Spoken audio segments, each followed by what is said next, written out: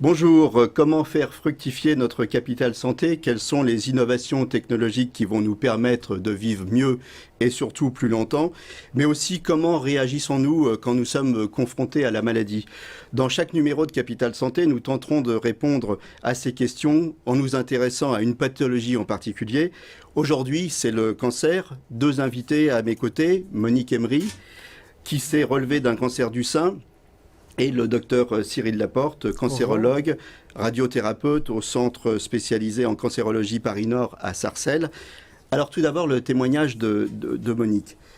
Monique, merci d'avoir accepté de venir témoigner. Alors, racontez-nous comment la maladie a fait irruption dans votre vie.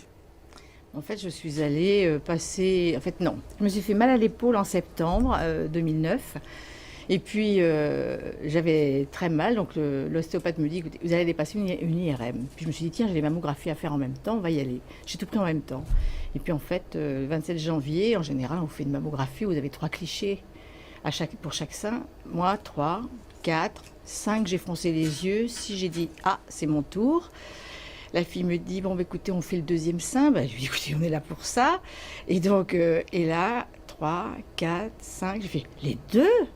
Bon, ben, j'ai dit, c'est moi, ça y est. Mais quand vous dites j'ai fait les deux, on vous l'a annoncé? Comment ça s'est passé? Mais non, la jeune femme au départ, vous savez, c'est 3 clichés en général, une mammographie. Quand vous passez à 4, ça veut dire qu'elle cherche quelque chose. Quand vous passez à 5, ça veut dire qu'elle a vu quelque chose. Et à 6, elle essaie d'avoir la confirmation de quelque chose. D'accord. Enfin, moi, je sais. Peut-être pas tout le monde, mais moi, je sais. Et comment on vous l'a dit? Eh bien, c'est moi qui l'ai dit, parce que moi, on me l'a C'est vous qui l'avez dit? C'est moi qui l'avais dit, mais j'ai tout de suite compris ce que j'avais. Après, on vous dit, bon, retournez vous habiller en salle d'attente, on va vous passer à l'échographie, et à l'échographie, vous rentrez, là, le médecin qui est là ne vous dit pas, bon, madame, on a vu, elle vous dit rien du tout. Et puis, simplement, elle commence à regarder spécifiquement un endroit, et là, je lui dis, écoutez, madame, c'est de moi dont il est question, l'écran, il est vers moi, et maintenant, vous m'expliquez. Et c'est comme ça que ça s'est fait. Et donc elle m'a dit, effectivement, il y a quelque chose. Sur le deuxième, il y a une suspicion.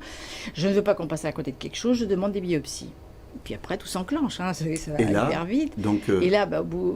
cancer du premier sein, suspicion sur le deuxième. Voilà. Et là, vous décidez de vous faire enlever les 2 seins. Là, je me dis que placé comme c'est, quand à la biopsie, ils m'ont un peu dit où c'était. Ils m'ont dit, bon, c'est quand même assez compliqué.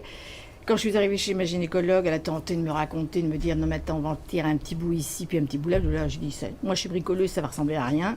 J'ai dit, allez, on fait l'ablation. Mais non mais c'est vrai, je vous assure, j'ai vraiment réagi comme ça. Hein. Et j'ai dit, non mais moi on va faire l'ablation. Puis de manière, je ne pouvais pas rester avec l'idée que peut-être on avait oublié quelque chose. C'était pas supportable pour moi. Donc il fallait être débarrassé. C'est pour ça que vous avez dit, exactement.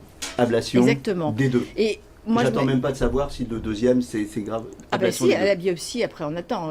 Oui, on attend le résultat. Quand on a eu le résultat, ma gynéco m'a envoyé voir le professeur Mimoun à Saint-Louis. Et puis quand il a vu où c'était par rapport aux échographies, il a respiré fort et puis il m'a dit, bon, qu'est-ce qu'elle vous a dit, votre gynécologue? Je lui ai dit, elle m'a dit, on peut retirer un petit bout ici, un petit bout là. Enfin, je lui ai dit, moi, ça va pas ressembler à grand-chose. Je lui ai dit, écoutez, moi, je vous dis tout de suite, vous me faites l'ablation. Il m'a dit, je vous suis. Il m'a dit, c'est plus facile pour moi parce qu'il dit, placé comme ça, si j'en oublie. Ah, je lui ai dit, là, je vous en voudrais pour le peu de jours qui me restera à vivre. Donc, c'est une décision. Vous semblez très volontaire par rapport à la maladie, vous semblez avoir la pêche, et pourtant, quand je vous ai eu au téléphone pour préparer cette émission, vous m'avez dit, on ne se bat pas contre le cancer. Non, on ne se bat pas. On vous fait tomber un diagnostic, vous rentrez dans une cabine pour passer un examen, vous êtes en bonne santé, et vous en ressortez, on vous annonce que la mort est au bout, c'est tout. Et là, qu'est-ce que vous faire quoi contre quoi? Non, c'est un traitement qui va fonctionner ou qui ne va pas fonctionner. C'est pas vous qui pouvez dire, alors si je marche de tel côté de la rue, ça va changer quelque chose, rien, vous subissez un traitement. Et puis, votre corps l'accepte ou ne l'accepte pas. S'il ne l'accepte pas, on en tente un deuxième. Mais moi, je sais qu'on n'aurait pas tenté vitam aeternam. C'était pas ma nature. Moi, j'étais très chanceuse. Alors, docteur Cyril Laporte, vous êtes cancérologue, radiothérapeute au centre spécialisé en cancérologie Paris-Nord. Alors, à chaud comme ça, qu'est-ce que ça vous inspire? Moi, je dis quelle force de vie, et quelle capacité aussi à avoir pu accepter. Parce que vous avez parlé d'acceptation, et c'est vrai que vous avez cette capacité à avoir accepté tout ce qui vous est arrivé, visiblement. Et je ne sais pas si on a tous cette capacité-là, parce que ça nécessite de l'énergie, ça nécessite du ressort. Et par expérience, je vois bien qu'il y a parfois des patientes, parce que j'ai beaucoup de patientes dont je m'occupe, qui n'ont pas ce ressort immédiat, qui n'ont pas cette capacité d'acceptation immédiate, et pour lesquelles il y a toujours un petit peu de temps avant d'accepter, ou comme une patiente un jour me disait, je lui expliquais, je lui disais, alors ça faisait 2 ans que je la suivais, est-ce que vous commencez à accepter la chose? Et elle me dit, vous savez docteur, elle me dit, on n'accepte pas, on apprend à vivre avec. Et j'ai trouvé cette nuance très, très jolie, enfin, et probablement très, avec beaucoup de sens pour elle. Alors, donc vous, on voit bien que vous avez la pêche, hein, vous avez pris votre traitement à bras le corps, à tel point que finalement, vous m'avez dit ça aussi en préparant l'émission, quand vous êtes retourné au travail, il y a des collègues qui vous ont dit « Oh, bah toi, tu as eu un petit cancer ». Oui. Alors comment on réagit par rapport à ça? Ma sœur me disait qu'elle a dit à une de ses collègues, parce que moi, l'oncologue a prononcé le mot rémission, j'ai été opérée en mars, l'oncologue a prononcé le mot rémission, on est en juillet. Et Dominique est rentrée au travail et a dit, ben voilà, Monique, premier mot, première rémission. Et sa collègue lui a répondu, tout ça pour ça? Je me suis dit, oui, bon, ben écoute, voilà, c'est ça. C'est pas la peine d'aller en faire une montagne quand ça peut être qu'une toute pinière. Mais moi, par rapport à votre patiente, moi, ce qui m'a aussi beaucoup libérée, c'est que j'avais pas, dans ma vie, j'avais personne. J'avais pas un homme à côté de moi qui commençait à trembler comme une feuille au vent, et j'avais pas d'enfant. Et c'est ce que j'ai dit à Mimoun quand je suis rentrée dans son cabinet. Je lui ai dit, vous savez, moi, j'ai pas à demander l'avis de qui que ce soit, et je n'ai pas à trembler pour qui que ce soit. Ce qui me donne effectivement une liberté. Et moi, c'est pour ça que j'ai décidé, oui, effectivement. Je suis sûre qu'aujourd'hui, avec tout ce qui se passe, j'aurai encore mes 2 seins. Mais honnêtement, à cette époque-là, je ne voyais pas d'autre solution. Alors justement, aujourd'hui, la tendance est au traitement ultra ciblé. Alors, je vous propose de regarder un reportage de Florian Philippe pour VOTV au Centre de radiothérapie et d'oncologie médicale du Val d'Oise à Osny. C'est une technologie de pointe pour améliorer le confort des patients atteints du cancer. Au cœur du Centre de radiothérapie et d'oncologie du Val d'Oise à Osny, cette immense machine, son point fort, elle délivre de très fortes doses de rayons X à haute précision pour traiter une tumeur même très petite. Le temps de traitement est donc significativement réduit, jusqu'à 50%, tout en préservant les tissus sains. Il faut imaginer que quand on traite une tumeur qui fait 5 mm, si on est décalé d'1 millimètre, sur la proportion de la tumeur, c'est 20% de la tumeur qui est ratée. Donc ça, c'est simplement pas possible. Donc on a besoin d'outils très performants, très précis, qui nous permettent de nous repositionner à l'échelle du millimètre, voire même en dessous du millimètre. Ce type de traitement n'était disponible que dans les grands hôpitaux parisiens. Il est désormais accessible en grande couronne. Un investissement important pour le centre, près de 5 millions d'euros. Chaque patient est installé sur une table. Un masque réalisé au préalable est installé pour éviter tout mouvement du corps au moment du traitement. La position est contrôlée à partir d'un scanner. Le secret de cette machine, ce sont ses lames de plomb. La machine se prépare. Donc là, on peut voir que les lames en fait, sont mises en place dans le collimateur. Et vous allez voir en fait pendant tout le tour que la machine tourne autour du patient, les lames s'adaptent en fait et bougent tout en même temps que le traitement est délivré. Elles bougent chacune de façon autonome pour délivrer le traitement le plus précis possible. Un vrai progrès technologique au bénéfice du patient. Dans le passé, on mettait, pour repositionner précisément les patients, on leur vissait dans le crâne ce qu'on appelle un cadre stéréotaxique. Donc on mettait 4 vis dans le crâne avec un gros cadre métallique qui pèse plusieurs kilos.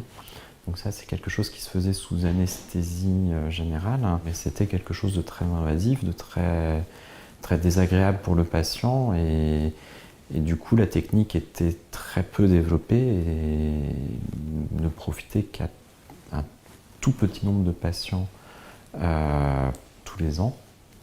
Alors que maintenant, grâce aux nouvelles technologies, on peut faire l'impasse de ce cadre invasif. En 2015, 1300 patients ont été soignés au sein de cette structure. Alors, docteur Laporte, est-ce que ce type de machine aurait pu soigner Monique aujourd'hui ? Alors, vu l'histoire de la maladie de Monique, effectivement, elle n'a pas eu besoin de ce type de traitement de radiothérapie, donc elle n'aurait pas été utilisée. Mais c'est vrai que ce sont des machines qui sont utilisées de façon quasi courante de nos jours et qui permettent de diminuer beaucoup les effets secondaires des traitements tout en étant un petit peu plus efficaces, même bien plus efficaces, puisque ça permet d'augmenter la dose reçue à la tumeur si elle est encore présente. Quelle est la différence entre ce type de machine et la stéréotaxie ? Alors, la stéréotaxie, c'est une modalité un petit peu différente de traitement qui va permettre de faire des traitements encore plus ciblés sur des tumeurs encore plus petites et sur des zones très fragiles. Voilà, avec des temps de traitement qui, là, pour le coup, seront un petit peu plus longs. Au lieu d'avoir une séance par jour pendant 4 ou 5 semaines en stéréotaxie, on a une séance tous les 2-3 jours sur 3, 4 ou 5 séances au total. Alors, mieux vivre avec son cancer, c'est aussi un des sujets, hein, c'est-à-dire il y a le traitement et puis il y a l'après. Alors, vous, par exemple, vous pratiquez l'auriculothérapie. Alors oui, l'auriculothérapie, c'est ce qu'on appelle une modalité de traitement complémentaire qui fait partie de, globalement, les médecines intégratives. Ce sont les médecines qui sont complémentaires au traitement habituel, au traitement allopathique, et qui permettent d'améliorer le confort de vie, qui permettent aussi de mieux supporter les traitements, d'être moins fatigué, de mieux dormir. Pour savoir exactement ce que c'est, en fait, c'est l'oreille, hein, il y a une carte de l'oreille et puis c'est de l'acupuncture dans l'oreille, hein, c'est ça ? C'est ça, c'est une modalité d'acupuncture sur l'oreille. Il y a 196 points au niveau de chaque oreille, sur lesquels sont représentées des zones du cerveau. Et c'est sérieux, hein, c'est pas un truc de oui, charlatan. Oui, c'est quelque chose c'est de la médecine occidentale en fait, complètement occidentale. C'est de la neurologie et de la neuroscience en fait. On est vraiment là-dedans. Oui. Alors Monique, est-ce que vous avez bénéficié de traitements post-cancer, de traitements de confort, je sais pas, l'auriculothérapie, de la gymnastique, un encadrement psychologique. Qu'est-ce qui s'est passé après ? Justement, c'est ce que j'ai trouvé un peu bizarre. Enfin, moi non, parce que honnêtement, je pense que c'est pas que j'avais pas franchement besoin de ça.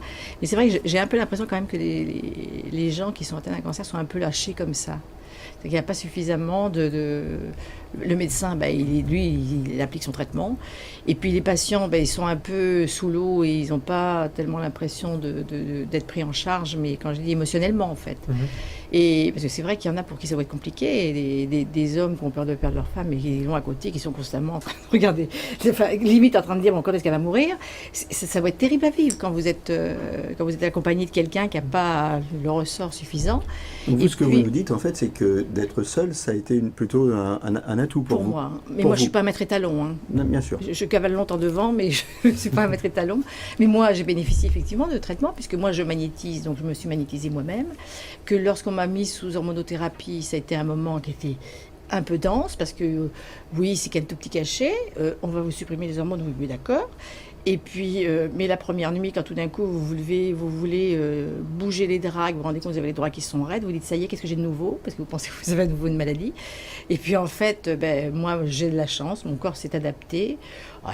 Ça a été dur, 18 mois, puis j'ai accepté les 5 ans de traitement avec le professeur Lotz qui m'avait dit, bon, ma mémoire 5 ans peut-être 6 ou 7, mais enfin pour l'instant je vous dis 5. Puis en fait il a arrêté à 5. Et comment ça va aujourd'hui alors ? Écoutez, moi je vais bien. Est-ce que vous vous sentez complètement débarrassé de la maladie ou alors vous vivez malgré tout dans une certaine angoisse de la récidive ? Non, vous la vivez là. D'abord, on vous le rappelle régulièrement. Moi j'ai rendez-vous mercredi avec le professeur Lotz. Donc on vous le rappelle régulièrement. Vous avez quand même des examens et vous n'allez jamais maintenant la fleur au fusil faire un examen. Vous vous dites, peut-être que ailleurs, il reste quand même d'autres organes, on ne sait jamais. Mais après, je vis. Et par contre, j'ai appris à vivre chaque seconde. Eh ben, écoutez, je ne vivais pas les secondes, mais c'est vrai que j'apprécie chaque instant. Et tout à l'heure, dans le bouchon, je ne me suis pas énervée non plus. Parce qu'après, je me suis dit, je veux passer par là. Écoutez, c'est là-dessus. Apprenons à vivre chaque seconde qu'on va se quitter. Je vous remercie tous les deux. Merci Monique, merci. Dr Cyril Laporte. Pour faire le point sur le cancer et rencontrer de nombreux spécialistes, notez sur vos agendas les entretiens médicaux d'Enghien, donc qui se dérouleront le 15 octobre à Enghien-les-Bains. L'entrée est gratuite et toutes les informations sur www.ome-cancer-défi.com. N'hésitez pas à partager ce programme en vous connectant sur le site de VOTV ou à partir de notre page Facebook. Et puis, voilà, portez-vous bien. Merci. Merci.